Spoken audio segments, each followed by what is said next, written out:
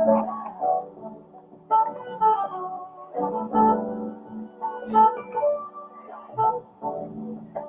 evening.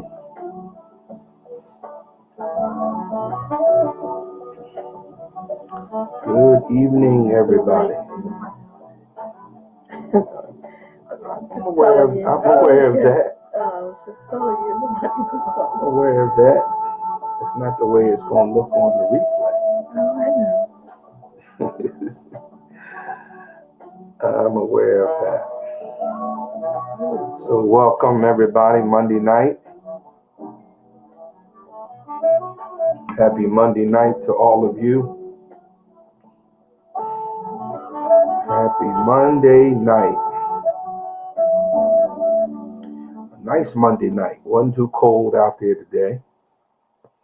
Happy holidays to everybody. Happy holidays. Thurman. Happy holidays. Hi, Spence. I'm still waiting for you to come and take care of my sink. Still waiting. And actually, it's still wet down there.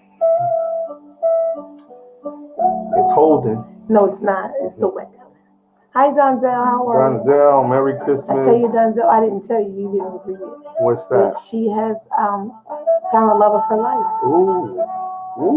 Yes. Shana Masatara. But she's known him from before. Oh. So. Suki now. That's what I'm talking about. Thurman, how are you today, my brother? Just my imagination. That sound like the Temptations to me. Tadisha, how are you? She wasn't feeling well today. I hope you're feeling better. I'm stretching my hands towards you. Be healed in the name of Jesus. Tell your lovely husband I said hello. We are right in the middle of the new year coming.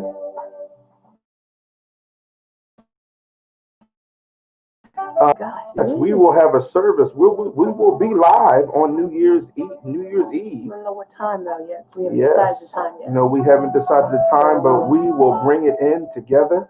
We are excited about the new year, as all of you should. I know, outside of some of the negative things that happen, we can do away with that. I know a lot of people have lost loved ones, but there's been some good things that's happened this year. Don't you think? Absolutely. I mean, really, there's been some, it hasn't been all bad. And we are still praying for those who have been affected by this virus and those who've lost loved ones. It's been a rough time, and we are aware of that and send our comfort to them, their loved ones. Some people are, so we're just mindful of that. But we're going to continue to trust and believe God for the best. I believe 2021, God has some stuff for us. There's a passage. There's a I can't even get it out. There's a passage of scripture I read today that kind of stirred me up. And let me try to see if I can pull it up, because I'd like to read it to all of you. It's cold down here. It's always cold down here. No, I think she turned the heat off. Yeah, I think she did. She said she can't sleep at night. But I really, we've been talking about expectation all year long, and we had no idea that we were going to have to really walk that out with this pandemic. Even when things happen unexpectedly, that's negative. The Bible still calls for us to believe beyond what's going on. And I tell you, I think this is the verse I'm looking for. Yes. Listen, we don't normally start like this, but I feel a need to give y'all what I read this morning. Write this verse down, Psalm 62, verse 5. I read that this morning, and it just Psalm 60. Psalm 62 verse 5. I read that this morning. I got stirred up. I mean, I started confessing this while I was in the car. Uh, yeah, I started. Keep going. Yeah, I started confessing this while I was in the car, and pull out this verse because we're going to be living in this verse as we move on into this new year.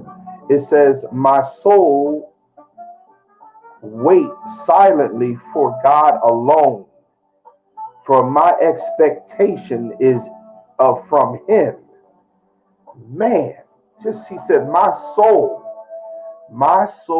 waits for God alone, and my expectation is from Him. And I really believe that we're being pushed in a place where no one can do it for us but God. And you've got to start confessing, God, you are my expectation. I'm waiting on you. I'm not waiting on nobody else. Matter of fact, I'm not waiting on nobody else. I'm not.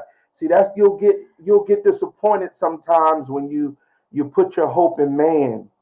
Y'all know what I'm talking about. You are hoping that somebody else will come through for you. Government will come through, your girlfriend, boyfriend, husband. You know what I'm talking about. And you know what? I want to just encourage you tonight that put your expectation in God. Put the pressure, not that God receives pressure from us, but He wants us to expect Him to do it. Expect God to pull it off for you in this new season you're about to enter in. Expect God. Matter of fact, when it feels like no one else can do it, get happy and say, God, you got to do this for me. I'm expecting you to do this for me. Make that declaration before you go to bed tonight. Say, God, I'm expecting you to do this for me. Move toward God with that kind of confession. And then God said, whoa, God gets kind of excited. Man, you're not expecting nobody else, and you're waiting totally on me. I wait on the Lord silently alone. My expectation is from Him. Man, I tell you, I read that this morning and I just got all juiced up and I started making confessions. I started saying, God, I'm expecting you to do this for me. I'm really expecting you. I'm counting on you. I'm stretching my faith beyond any area that I've ever been before. And God, I'm expecting you to do it for me. I've confessed your word. I'm believing your word. And I'm just looking for you to help me pull this thing off. And just go ahead and start to receive that and turn that confession around and say, God, and just call it done. Call it done. Well, that wasn't planned, but I figured I'd just say that because I just was thinking about Psalm 62 as we came on here and said, man, my soul waits silently for God alone. Man, that is so powerful. That means you're putting your faith, when your faith becomes absolute, it'll start working. See, faith doesn't work unless there's no other option. Have you ever noticed that? Faith actually doesn't work. If the mustard seed is a pure seed, which means it's uncontaminated by plan B. It's uncontaminated by it's purely plan A. It's purely plan A. So receive that today. But great, glad y'all are here tonight. It is Monday night, relationship night, and we're going to talk about relationships. All right, Pastor Mo, what's on your heart tonight? What's Really? Yeah. What do you mean, really? Yeah. What is love enough? Really? Is it really enough? Or everyone's that what they value is different. But we've been you're going to have to define. We were talking about that the other day. But you're going to have to define that. We were talking about that the other day on what does an individual need to stay. So when you think about someone who is leaving or would like to leave their mate or their significant other, you can't really judge. We know what the scripture says, but everyone's limitations. You understand what I mean by that? I Someone follow you. perhaps could handle someone Infidelity. or Someone an can't, addiction, and some people can't. an addiction. Hmm. Now we all know that we can handle a certain amount, but some people are just not. I don't want. They're just not cut out for that. It's not their makeup, or just not a part of their DNA. It's like some people can handle pain, some people can't. Physical pain. I understand what you're saying. Because what we do is we judge couples on, well, if that was me, I wouldn't put up with that, or if that was me, I wouldn't let them get away with that. And so when you have to question, is love enough? I love this individual, and most people that decide they want to separate or get divorced, they don't say that I don't love that individual. They say I love that person. Mm. I do love them. But I'm not in love with them. They say that too, but I love that person. That's what But they you say. can still be in love with someone. And not want to be with them. Exactly. You've heard we're better off as friends. Yeah. I've heard that. I think you got to unpack that love statement, though. You know, when you say is love enough, we would think that it should be, right? We would. The scriptures teach that it should be enough. I'm just saying. But everyone's from God's perspective, love language different. From God's perspective, love should be enough. Yeah, but everyone's level of love giving, their love language is different. Maybe the person that's loving you is not really loving you the way you need to be loved. Okay, I'm just saying. We're gonna go down this road. Yeah, because you're saying love is enough. So that's like you saying you love me, but I don't feel love.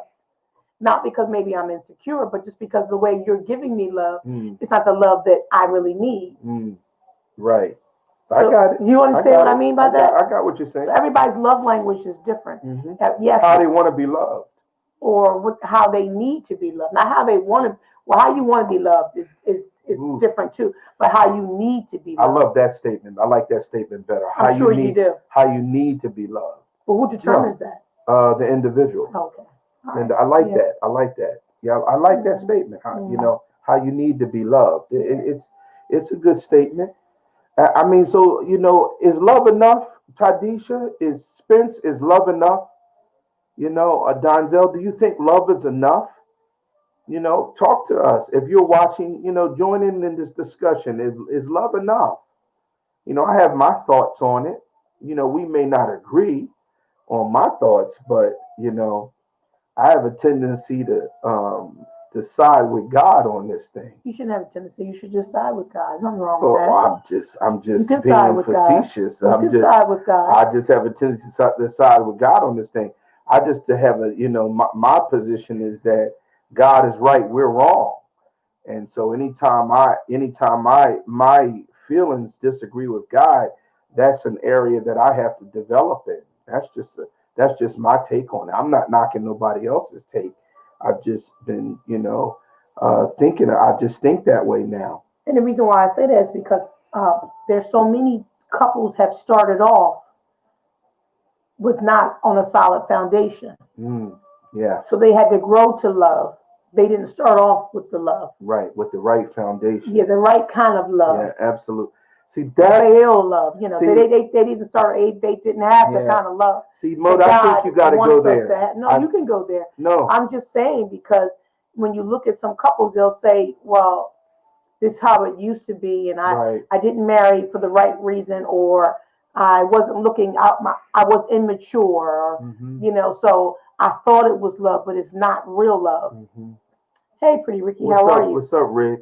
So we make those mistakes along the way. Well, we make those mistakes at the beginning of the relationship. And then when we get deep into the relationship, we realize we never really loved that person the way God would want us to love them. That's why it's so hard to love them now, because the foundation was not built on the right kind of love. See, Mo, you're on to something now. I mean, I think Is there a window open? I think you are stepped into something. Rick, is love enough? We're talking about, look, should I go? Should I stay? Is love enough? And what is it going to take? What's a deal breaker for you? What's a deal breaker? What's a deal breaker? That was my first marriage. Oh, that was you were talking No, about. that was your first marriage. What you were just explaining. Oh. That situation. Okay. Yeah, yeah. I think I love what you were saying, Mo, because I don't think you ever said that before. Because we had this conversation before, but I just heard something. We've talked that many times. Yeah, I know, but I just sense that we've had this discussion before, but I think you're right. You know, Izia says something tonight that she was reading this book called Attached, and she was talking about. She read this book and she was talking to me for 20 minutes down the highway. She wouldn't stop talking. She wouldn't stop talking, so I had to turn. I had to stop what I was doing and listen. But she mentioned that she mentioned the book was talking about how we have these attachments internally. And what happens is each stage of our life, we grow and we change. Mm-hmm. And then our attachments change. What we desire starts to change. Mm-hmm. And that's part of the conflict. And I love that because that's so true from a human perspective, is that we start growing and changing. And then what we need and what we require starts to change. But I like what you said, Mo, that if your relationship is not built on the right kind of love, you're going to have a season. Imbalance. Well, it's going to be an imbalance, but you're going to have a conflict eventually. Eventually, you will. You're going to run into a conflict, and it's going to feel like you're growing away from the person. Mm-hmm.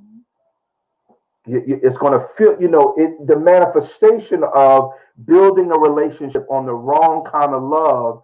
It's going to feel, notice I said, feel like you're growing away from the person. It's going to feel like I married the wrong person.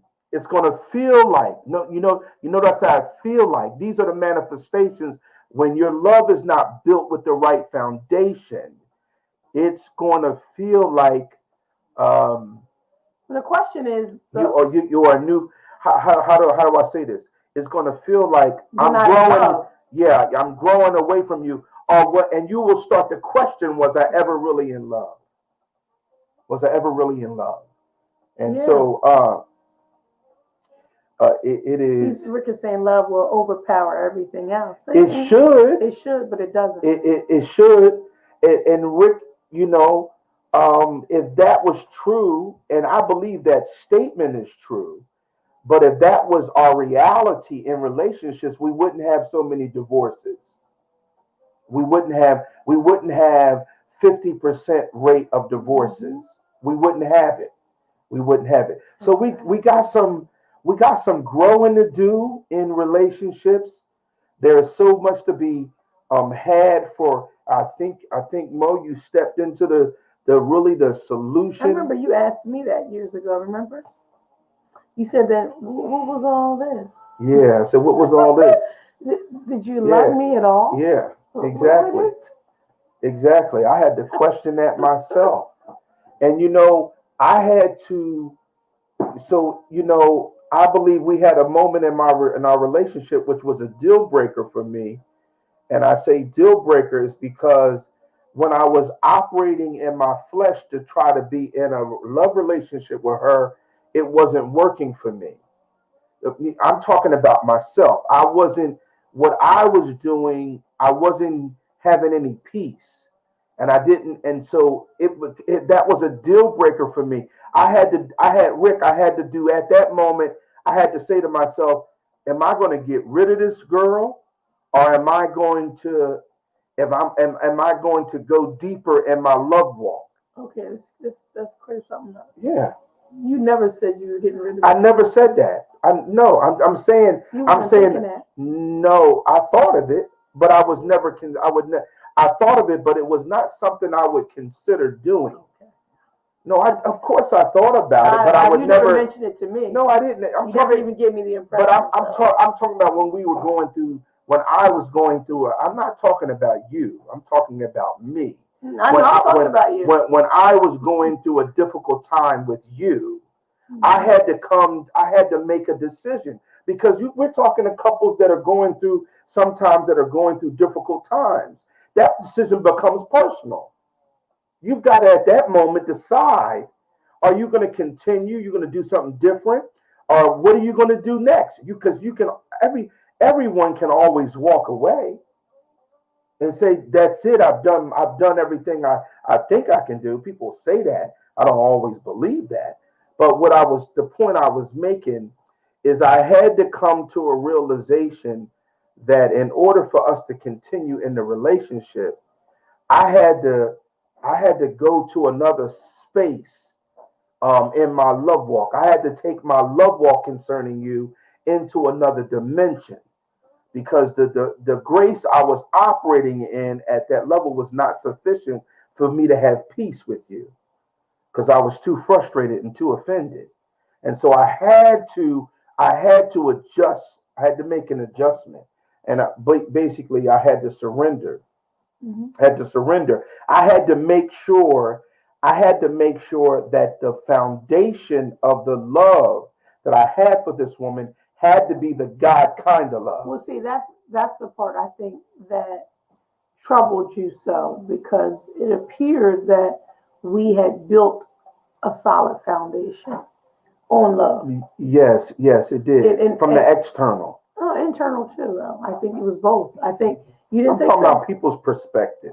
I'm talking about our perspective. I'm talking about the process where we went from the beginning to us actually getting married. I think the perception, and I think it's not even perception, I think that we built a solid foundation. So it confused you for me to say I was out. You understand? Absolutely. Because you kept saying it didn't compute. You didn't understand how could that be? If you know, if all this, you said all this, and we had such a good dating life. We had such wonderful plans. Yes. How could you say that this was not going to work? Yeah, exactly. So I think that part just baffled you, and it just sent you into a whole nother dimension of confusion. It was just a perfect you didn't understand. I didn't understand. You didn't understand. How could this happen? I couldn't understand. What did I do wrong? Exactly. You know, I'm giving everything I have. Yeah. You thought you were doing, and you were doing everything that you could. Yeah. But I needed something else, and that's what happens when. That's where your love is challenged. When you are giving and doing all you think that you can, and the person is not receiving it as love. But you're giving it as you portraying and giving your love, but they're receiving it as not as something else. And you're trying to figure out, or anyone's trying to figure out, why are they not receiving what I'm giving as love?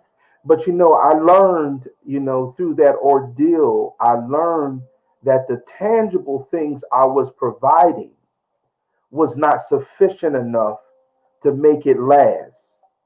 The physical things, the money, the house, the car, the tangible things. And I think that's where men get tripped up, is because we have been taught that we give the woman the money, provide a nice home, or bring some type of financial stability, and we work on buying them clothes and getting their nails done, their hair, all the tangible. It does matter, though. It does matter. But what I'm saying is, we recognize that was not the primary thing you needed. That was not the primary thing, and I think a lot of men have dealt with that because we work so hard of providing.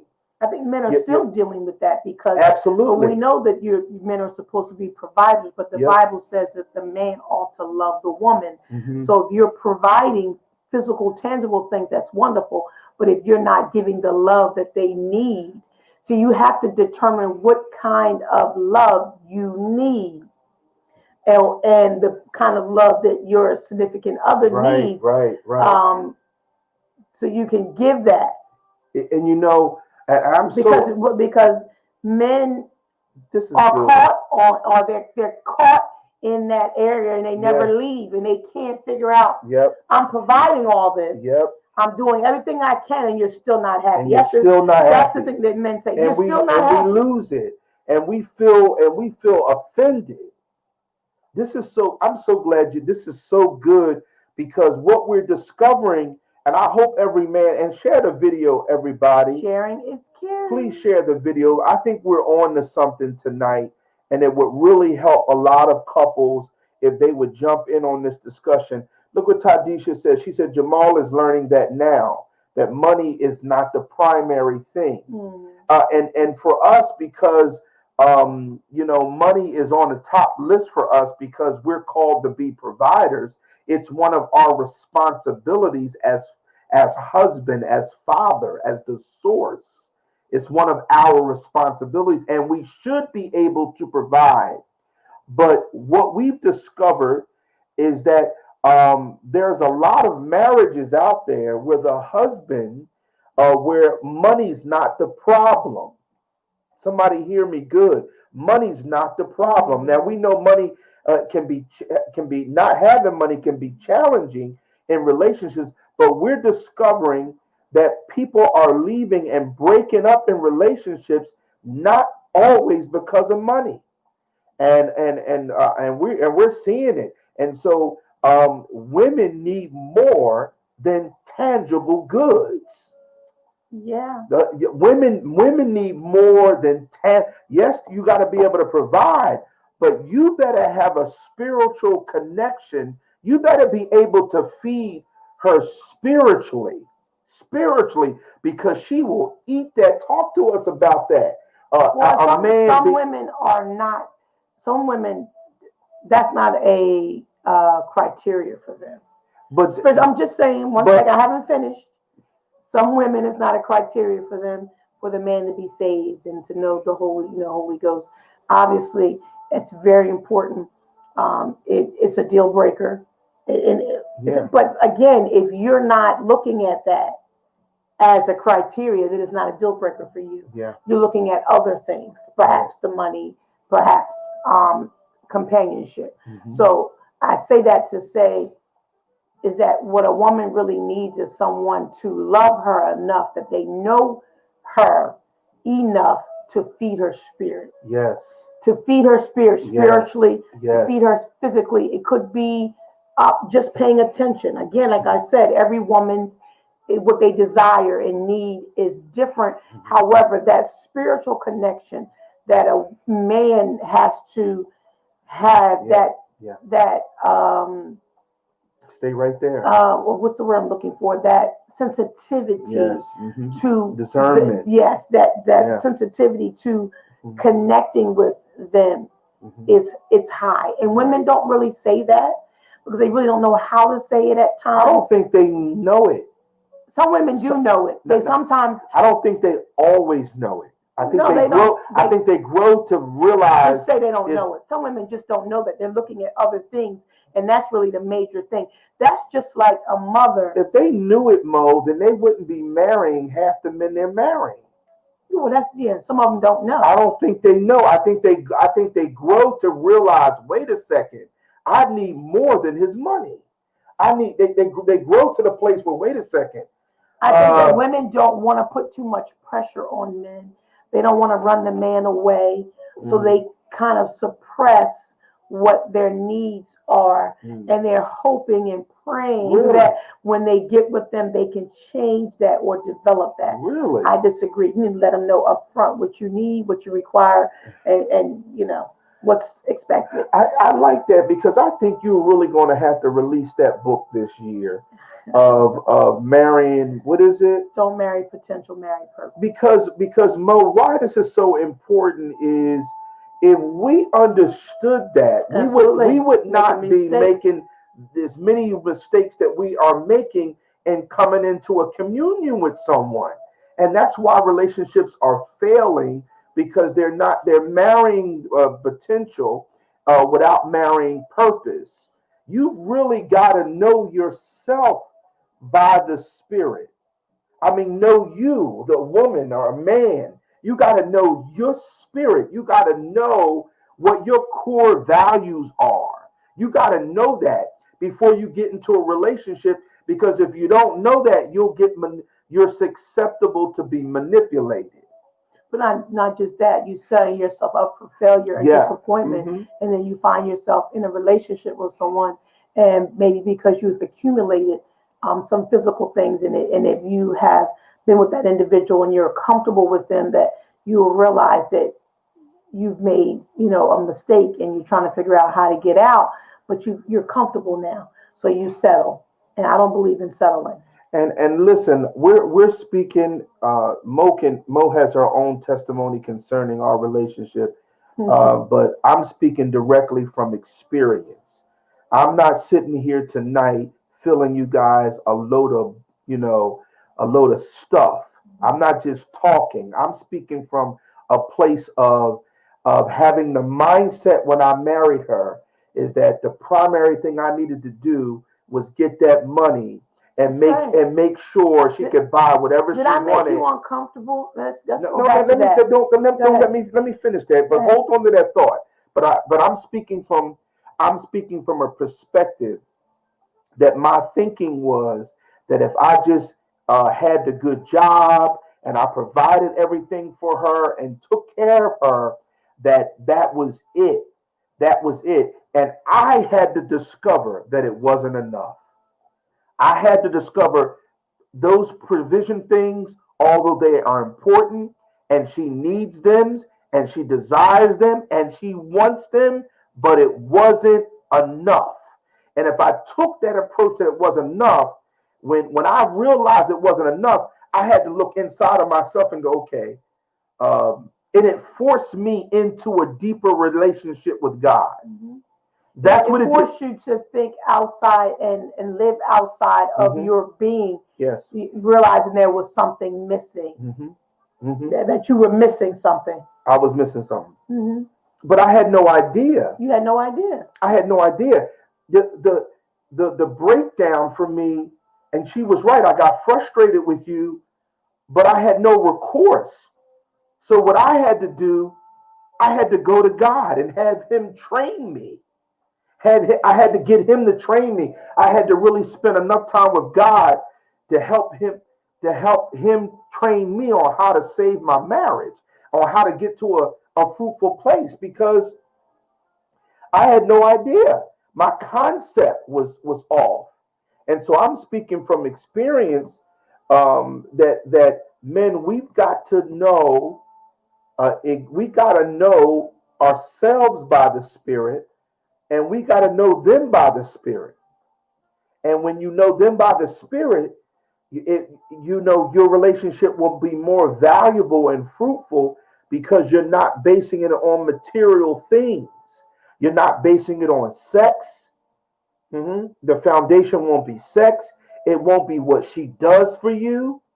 A lot of sometimes say, "Oh, she does this for me." It won't be based on none of those things. It will be it. You really take yourself. You do yourself a disservice when the most important things that you require from your mate are tangible goods and physical things. You do yourself a disservice. There's much more value to us than what we do. Oh my God, somebody's going to catch this. There's more value, Mo, to us than what we do. Well, you men, Who we are is more valuable. but you have to be willing to seek that out. You have to be willing to know that there's other things that you can offer outside of the things that you are offering. Because if you don't know who you are, you're just going to stick with the things that you're comfortable with, the things that you know you do well, instead of stepping out of your comfort zone Yes. and trying new things. Well, that you just said it right there. You just knocking this stuff out the park tonight. The discovery of who you are helps you recognize what you carry and what you offer. Mhm. And I always talk Yeah, about, you know. stay focused on the things that you're good at. If you are a good chef, if you don't stop, what's going on over there? No, You, nothing. I I mean, just look. I'm talking about you eating something. No. I'm talking about if you are good at one particular thing in the relationship, Mhm. then do that well. Right.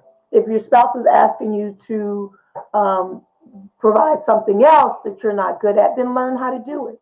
Mhm. You know, that's how you learn, that's how you perfect things. That's how you grow in your relationship is don't be afraid to step out of your comfort zone and do things that may look unusual or things that may make you uncomfortable that but or however they will help grow your relationship. But that comes with maturity. Should we be talking about deal breakers?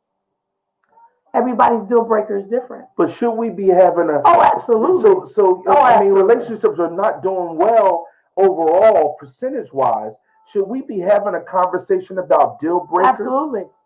Because if you're not Just gonna, up front, like, hey, That's right. these are deal breakers that's for right. me. But think about it. If they're not going to have it with you, they're going to have it with somebody else. Absolutely. So I'd rather you But I have it don't with think me. we're having a lot of discussions about deal Why? breakers. People don't want to hurt each other's feelings. I think we have the discussion about deal breakers That's why I asked you when about it's a my di- weight the other when day, it's a deal breaker. and you never said anything. I kept asking you, asking you. Are we having that conversation? Oh, Lauren? you know, we are You want to open talk and about? transparent. I don't care. Everybody knows I've gained 50 pounds, maybe 60. She asked me, you didn't say was it a deal breaker? You didn't say that. I don't remember what I said, but it's still the same thing. Is it bothering you And to I the said, point that and I you know, basically you said, can't look I at it? basically said it's not a deal breaker. Now, watch this. Now, I well, I'll share. Mo shares too much Don't sometimes. you share too much? No, you say I share too much, you do. but I will say this: the reason it's not a deal breaker for me is because your physical appearance, although I like it, it's not. I'm feeding off a spiritual. More, yeah. I'm feeding off much more. I'm eating better than it looks.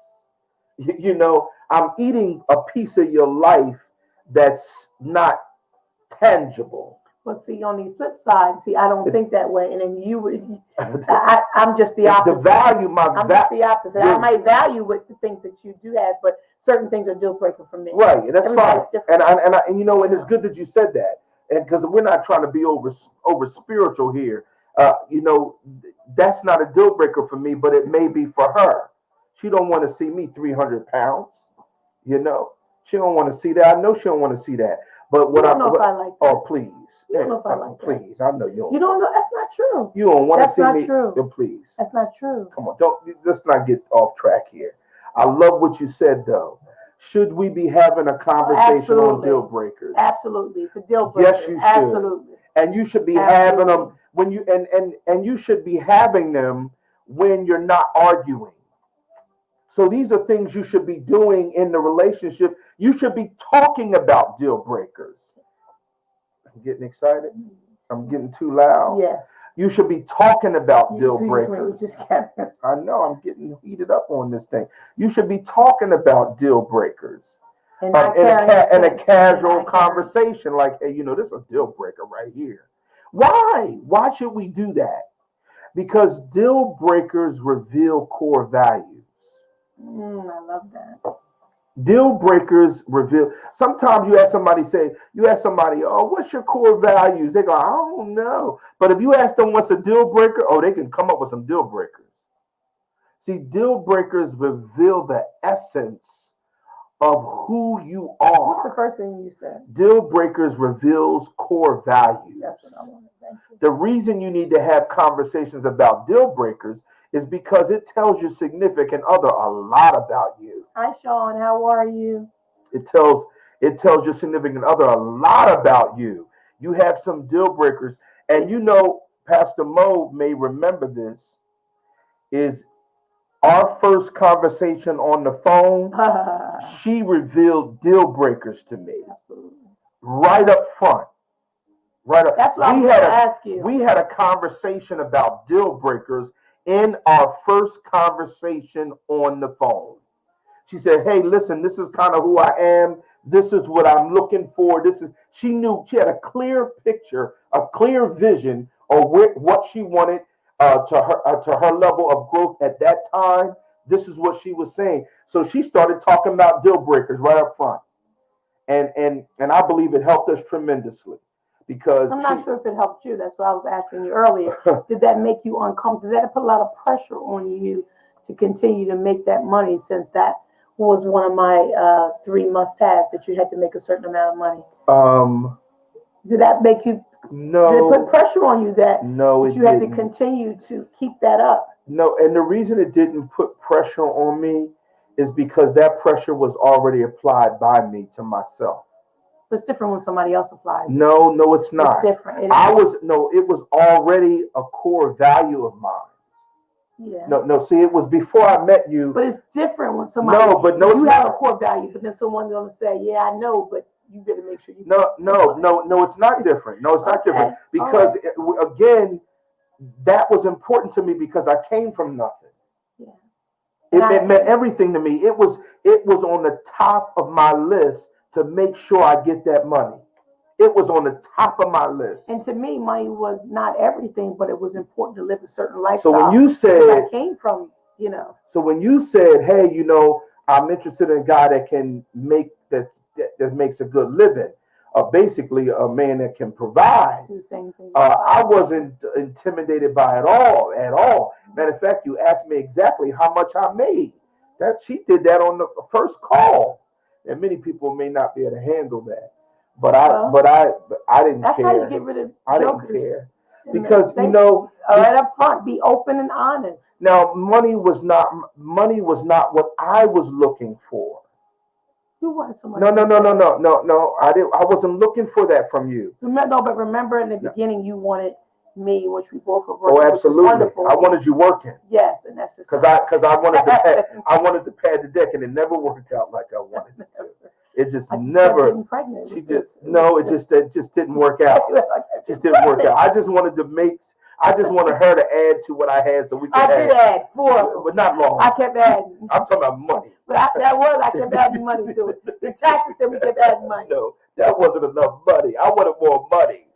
I wanted what I was making plus what she was making, we learned some stuff in those early years where we could do a lot together with one income if we managed it right. We learned a lot, and we pulled that thing off.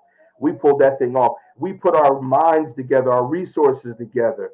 Yeah, she wasn't working at the time, but she was working hard. When I met her, she was getting it. She was getting it. But that's not what I was looking for from her. That's not what I wanted. I needed someone. I had an idea. I said, I needed somebody that was going to be a ride or die, that was going to run with me and be my support mechanism. My perception was I needed a companion.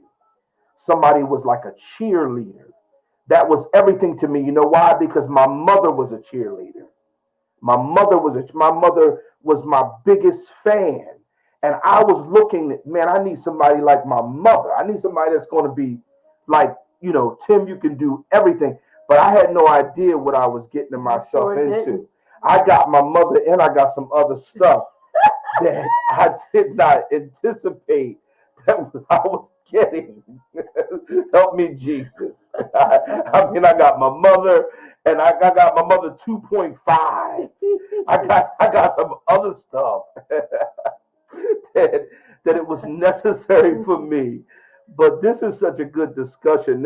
See, that's interesting that we talk about that. Yeah. Bring that up because I was looking for something else. Yeah. I got what I needed, but not necessarily what I wanted. Right. And that was difficult for me. Difficult for me. Like you said, you're looking for someone like your mother. Right. I didn't realize I needed someone like my father. Absolutely. And that was a struggle for me. That was really, really, really, really a struggle. Okay, I don't know what that means. I got those rescue squads on it. I don't know. Yeah. I mean, but that's a challenge for many people, many couples, because if you don't know what you really need in the beginning, before you even get involved, I tell people that's why you don't marry potential. Right. Because you're going to be looking for purpose. Eventually, you're going to expect someone to move in purpose, not just talk about what they said they were going to do when you were dating, but actually be action. There is a fine line between what you said You were looking for somebody like your father. I didn't know. I wasn't looking for someone like my father. I didn't know that I was looking. You were looking for someone like. No, only in certain areas. I remember my father instilling certain things in me. But you were looking for some of the attributes. Some of the characteristics. That's what I'm saying. I'm going somewhere with this. Okay. Because oftentimes, and I think this goes both ways, we look for some of the core characteristics that has shaped our cultural dynamic, our how we were raised, that we perceive as being valuable, that we want in our relationship. Now, we don't want all of our mom and dad in our relationship, because some stuff we don't want. We want certain things, and that's fine. There's nothing wrong with that. But I was going to the point where there were some things that your father operated in that I needed to have, or that you wanted me to have. And I think the shaping part of that process can be very tumultuous. And as men and even as women, we have to allow the other person to help shape that and help build that place. You know what I mean? And that's a fine line, because I don't want to become her dad, because we're two different people. But there's some principles her father has that I need to have. You understand? And so when God brings people together, he already understands that. He sees that, Mo, before we can ever even comprehend it. And he knows the tension it's going to cause to create that perfection. That perfection is necessary on both sides. It's necessary on both sides. And I'm sure Tamika is on here tonight.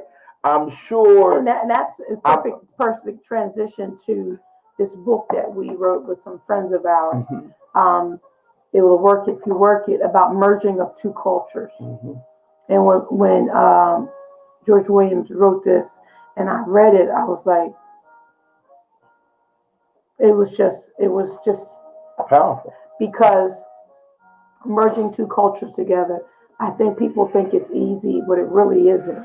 Oh, no. It really isn't, because we have our own way of thinking, own way of doing things that perhaps came from the womb, from the sperm. Yeah. Just like when I look at TJ, he made, how could he have all those proclivities and tendencies unless it came straight from the sperm? Oh, God, some things that are out of our control, that is just, our kids. And I don't think I really knew what I was getting myself into as well. I think that part God hides from us. I don't know. We just didn't see it. Well, no. Some things God don't hide from us. We just so love you don't see it. Yeah, but let me tell you. Let me tell you. Ignore it. But let me tell you something. He's very aware of it, and we become very aware of it when it's difficult for us. But then he does use those differences to perfect. One perfects the other. Then he does use that to the advantage of becoming one. And that's why it seems so hard, because the two are designed to perfect one another. You become your spouse becomes your curricular development.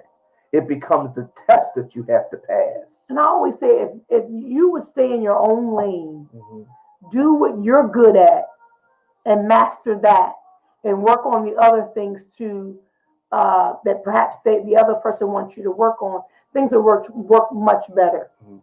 I'm really serious about that. Well, that's just, if you're good, if you are the best person to handle the finances, then handle the finances.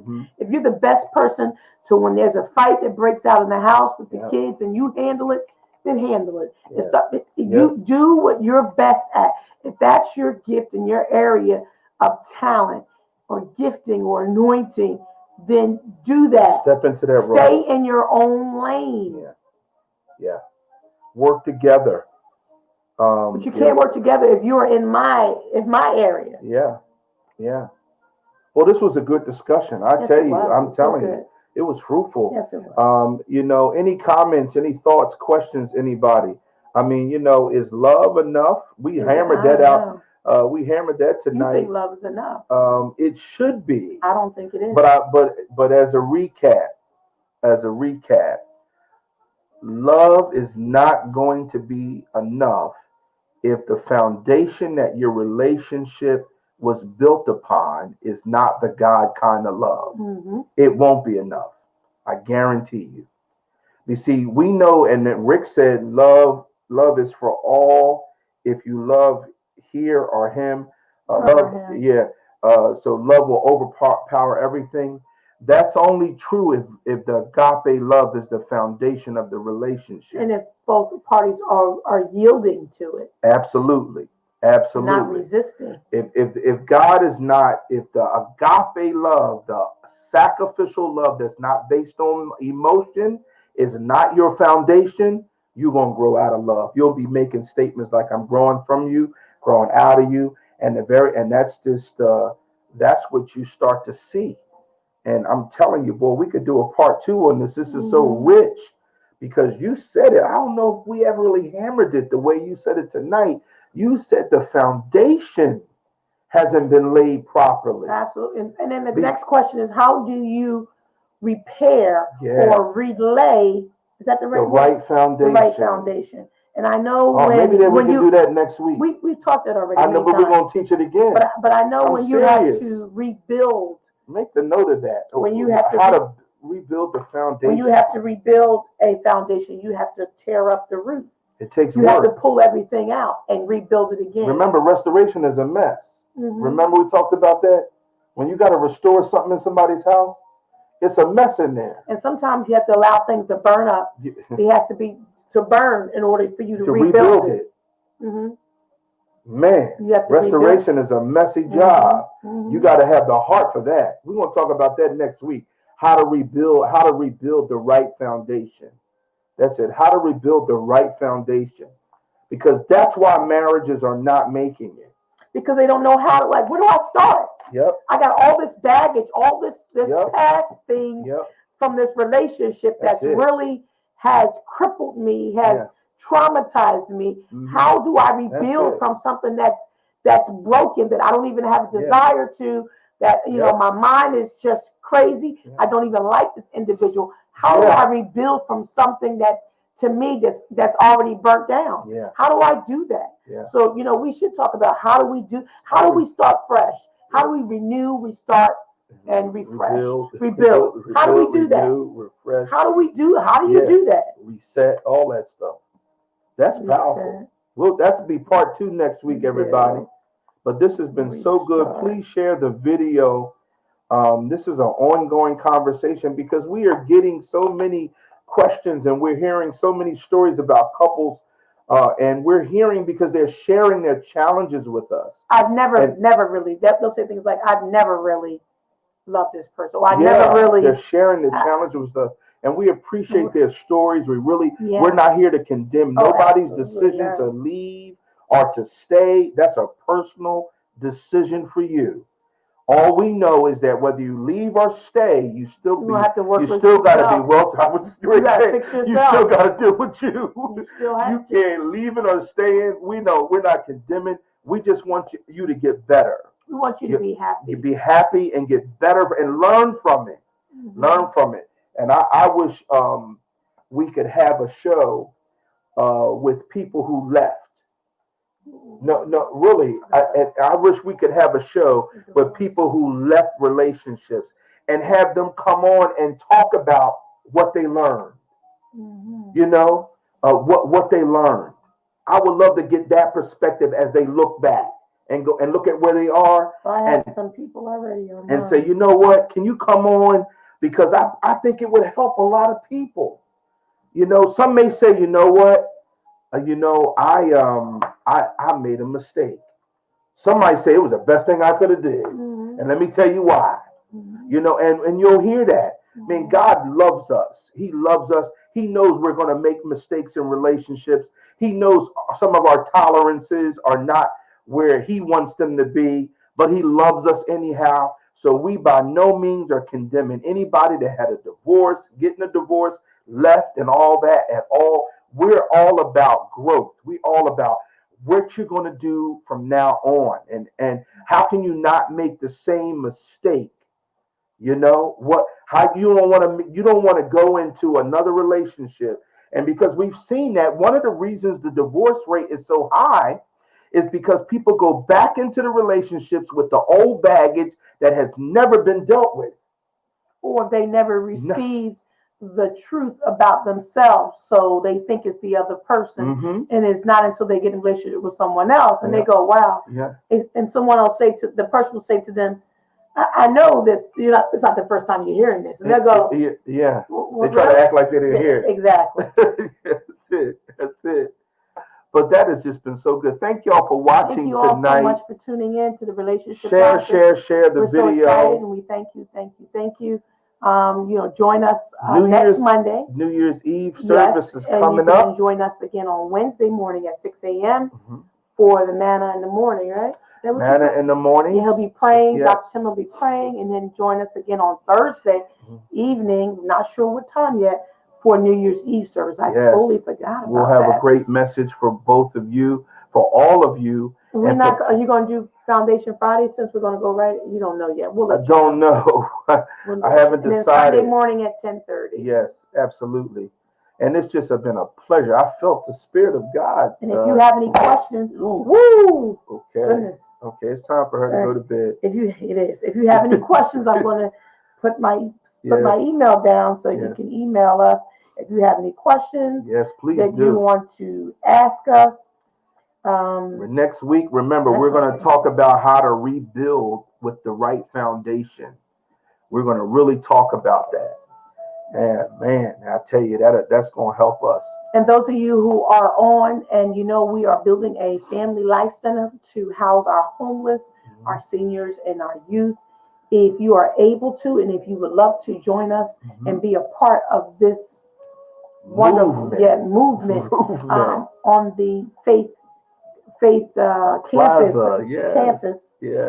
campus number 1, please do. We're asking you to donate or to sow in $1,000. We need 980 more people to sow or donate $1,000. This is the perfect time because it's tax season. It is done. You can get an immediate write-off.